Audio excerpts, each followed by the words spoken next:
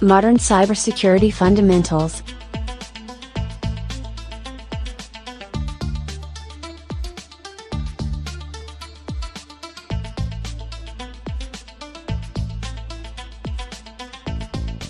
Written and produced by Matthew Martin.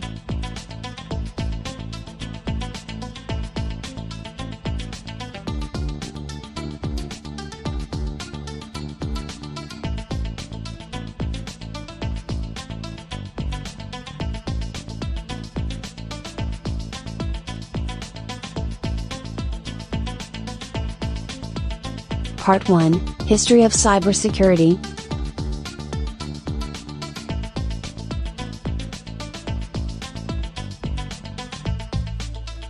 Cybersecurity is a hot topic today.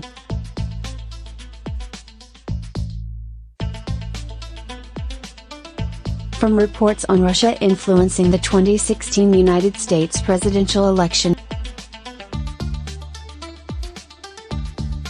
to the WannaCry ransomware attack, which impacted significant companies such as FedEx and Telefonica. Cybersecurity is now a major concern for individuals, companies, and governments.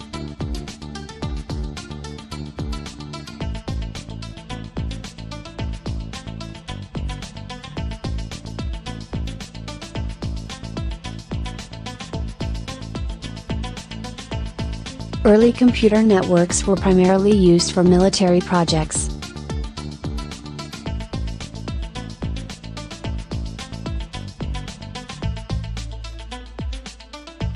The Advanced Research Projects Agency Network, ARPANET, emerged in 1969. The Department of Defense developed ARPANET to allow military research computers to communicate with each other. This would provide a secure communication network in the event of nuclear war.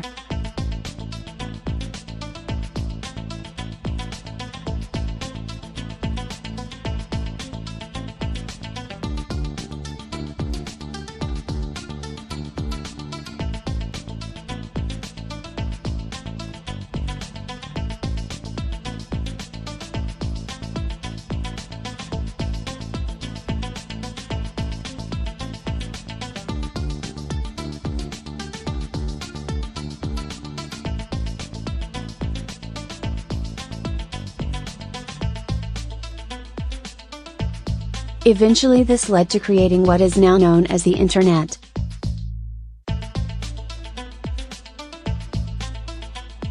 While this network wasn't designed with security as a focus,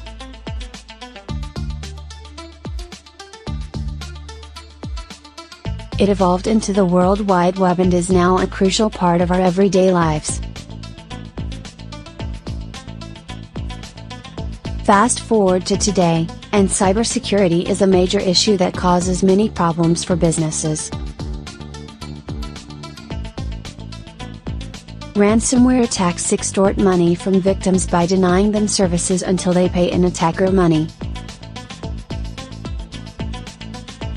Approximately $1 billion was delivered to ransomware hackers just in the United States.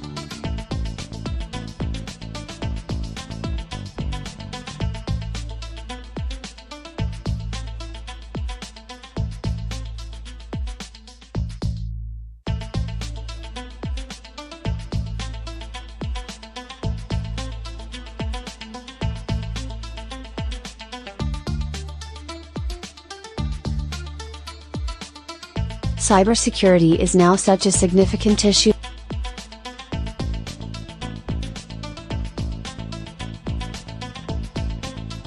that finding answers is a top priority.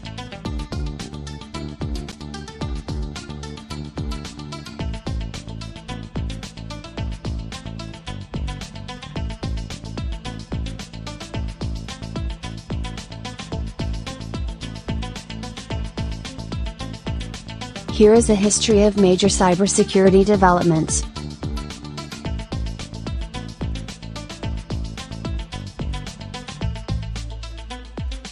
The 1940s.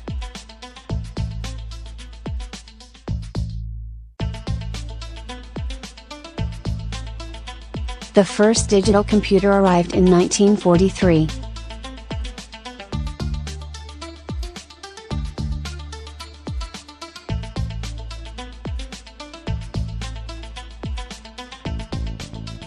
The earliest computers were not networked and only a few people could use them.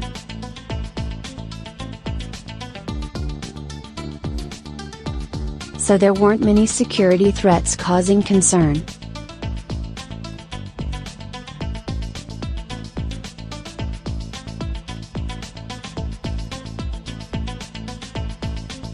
John von Neumann, an early computer expert, presented the concept of computer programs reproducing, self-reproducing automata.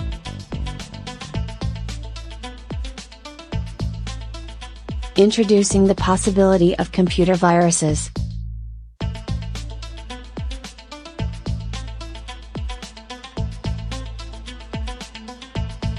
Massive computers occupied entire rooms. The British Bombay, the Bell Labs Relay Interpolator, the Germans E3, and the Colossus of Bletchley Park were famous computers of the day.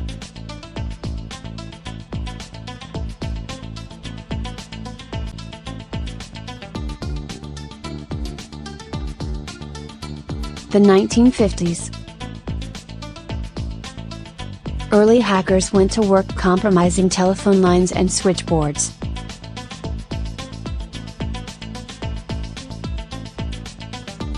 These phone freaks studied the noises and clicks created during call routing.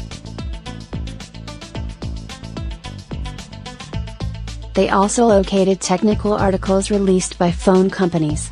Duplicating the routing tones allowed the freaks to make free calls to anyone on Earth. Phone freaks were on the scene until the 1980s.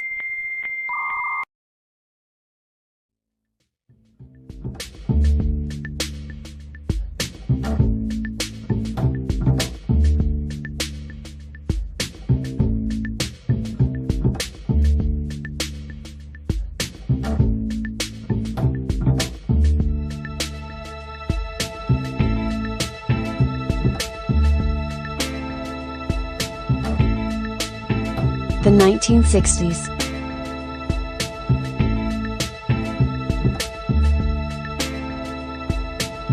The computers used in the 1960s were primarily mainframes that resided in temperature-controlled rooms. The considerable expense of these behemoths meant that even people authorized to work on them had restricted access. This restriction did not stop students who wanted access to that computing power. These were not students stealing money or even changing grades.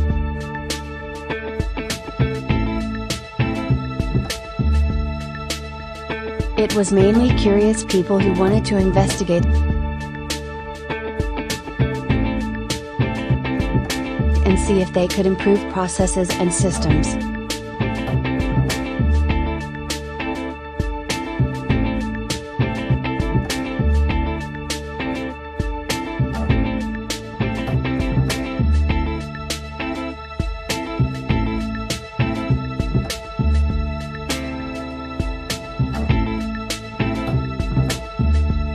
An early example of ethical hacking occurred in 1967 when IBM invited high school students to check out their new computers.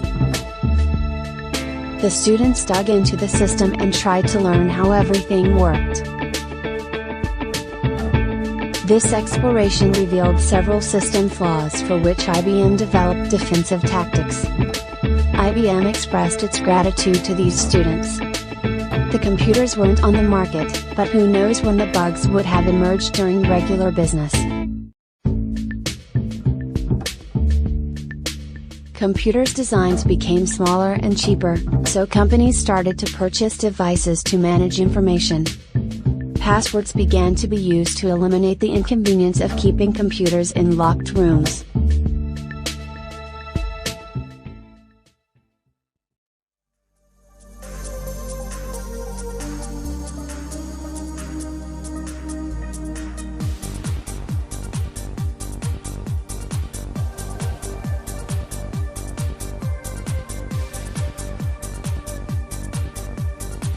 The The 1970s.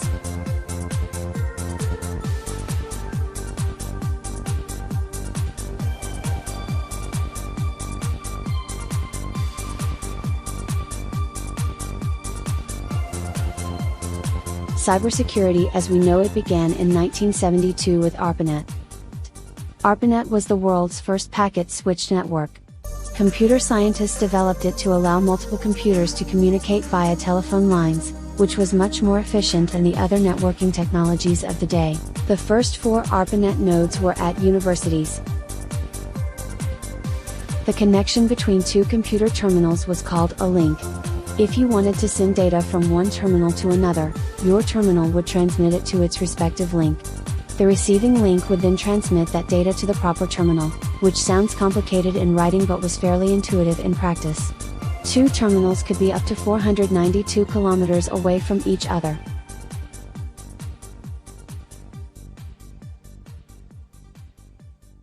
A team of MIT computer scientists developed a terminal that could be attached to a phone line, then connected to a modem.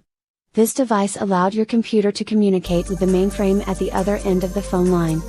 Once the computers made this connection, you could communicate directly with other terminals. ARPANET became even more helpful as a result. Phone phreakers had been hacking telephone systems since the 50s, but the 70s brought things to a new level. In 1971, John Draper found a way to make free long-distance phone calls using a 2600 Hz frequency created by a toy whistle from a box of Cap'n Crunch. Engineers needed the ability to make free calls and avoid long-distance charges. Draper learned that making certain sounds at specific times would engage this free call operation. Apple's Steve Jobs and Steve Wozniak were involved with the phreak community. Phone phreaking was one of the first ways that hackers got their hands on technology and information that they were not supposed to have.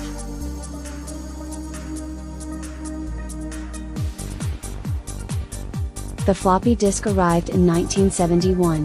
A team of IBM engineers led by Alan Shugart pioneered the critical ability to share data between computers. Paul Allen and Bill Gates started Microsoft in 1975. Steve Jobs and Steve Wozniak launched the Apple I in 1976.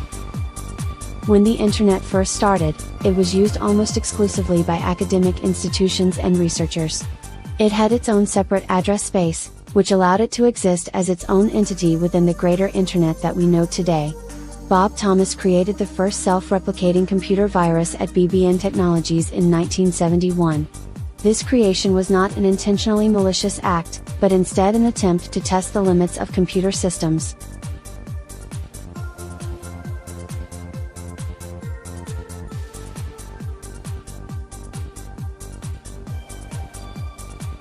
The virus was called Creeper.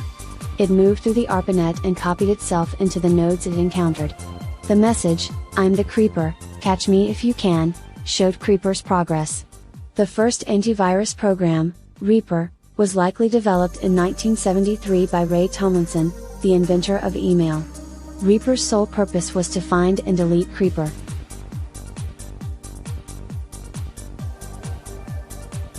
Two machines at UCLA, the University of California at Los Angeles, and the Stanford Research Institute sent the first email over ARPANET in May of 1972. By 1976, there were 213 host computers on the network, up from 18 in 1971. More networks began to take shape. Security concerns grew since each new system brought online presented another potential security breakpoint. Many academic studies about computer security started in the 70s.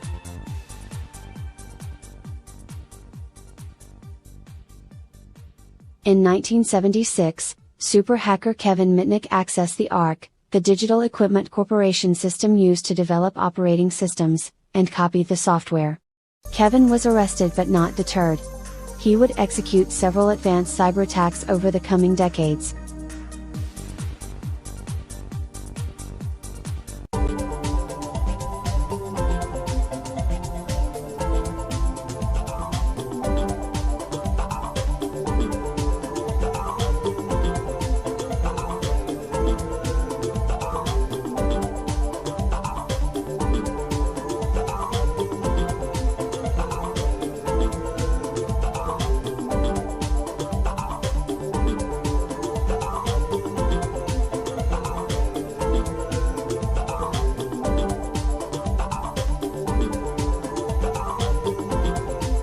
The 1980s.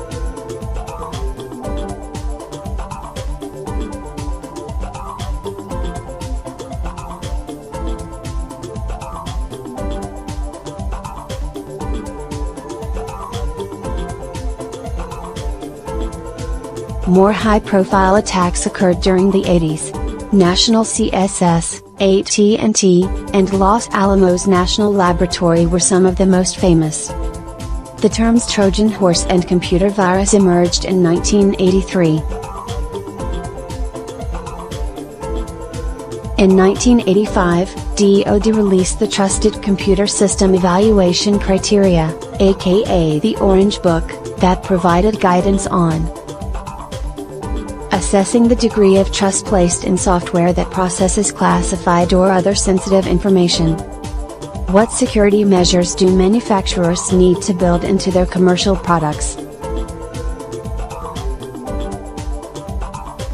In 1986, German hacker Marcus Hess accessed ARPANET and hacked 400 military computers, including Pentagon mainframes.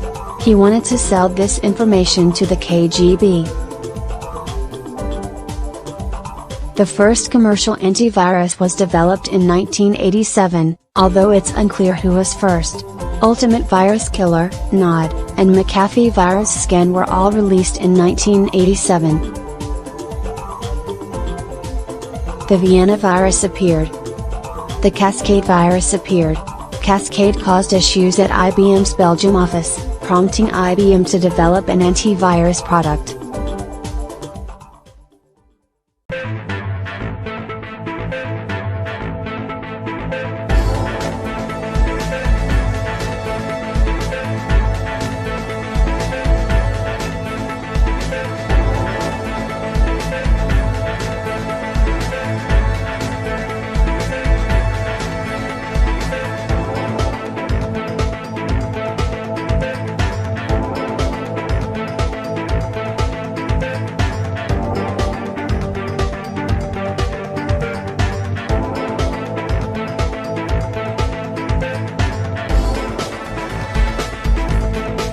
The 1990s.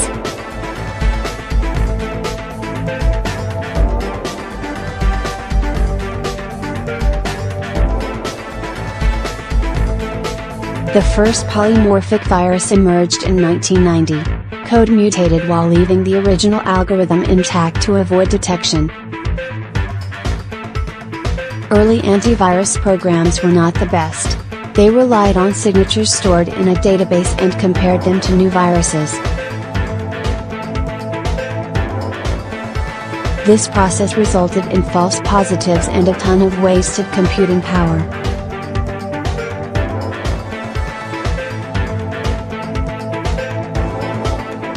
The first program targeting antivirus software arrived in 1992. It became apparent by the mid-90s that cybersecurity tools needed to be available to the masses. A NASA researcher created the first firewall. Heuristic detection arrived to attack the massive numbers of new viruses flooding the internet.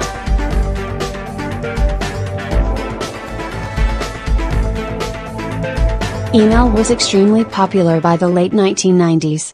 This technology was great for communication and also great for spreading viruses.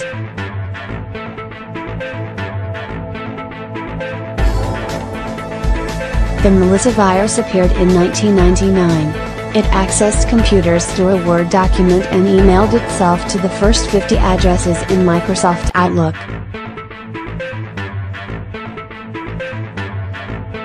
It spread incredibly quickly and cost approximately $80 million to fix.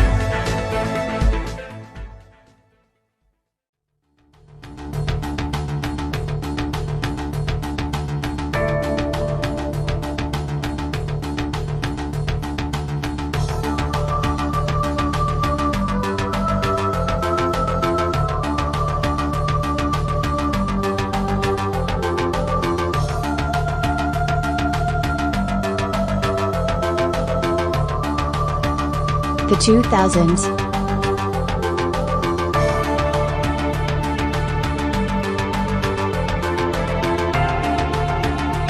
By 2001, users only needed to visit an infected website to become infected with malware. No downloads required.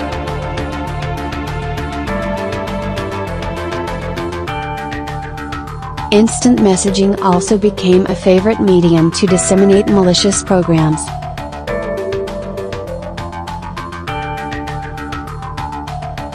Zero-day attacks, which accessed security flaws in new software, made antivirus programs less effective.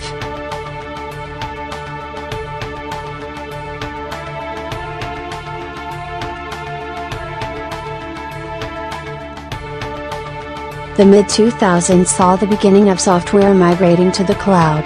This improved system performance but opened up a new world of security threats. The Zeus Trojan arrived in 2008 and used keylogging to obtain banking details. Hackers stole $70 million. Operating system security emerged to add additional protection. This included patch updates, installing new antivirus software, firewalls, and user account management.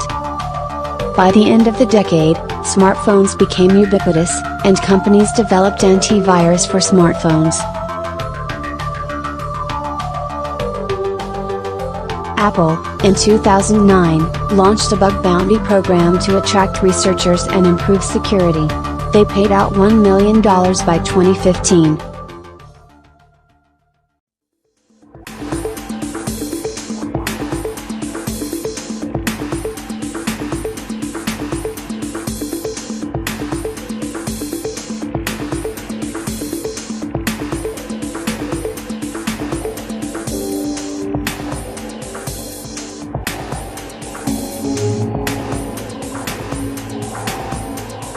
In 2010s and 2020s.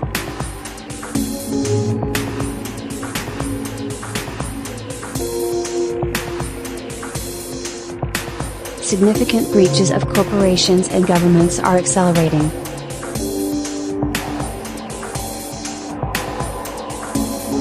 In 2012, Saudi hackers Omar published more than 400,000 credit cards online. In 2013, CIA worker Edward Snowden leaked classified NSA data related to a domestic monitoring program. In 2013 to 2014, Yahoo was hacked and exposed the personal data of 3 billion users. Yahoo was fined $35 million for covering this up.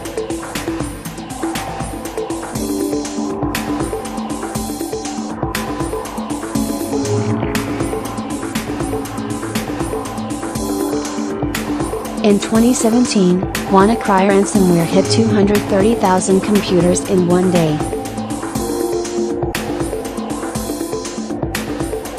In 2019, DDoS attacks forced New Zealand's stock market to shut down. New cyber attacks emerged. Multi-vector attacks and social engineering became problematic. The Colonial Pipeline breach in 2021 caused major fuel supply line disruptions. Colonial Pipeline had no choice but to pay the hackers, dark side, $4.4 million in Bitcoin. High-profile ransomware attacks are becoming commonplace.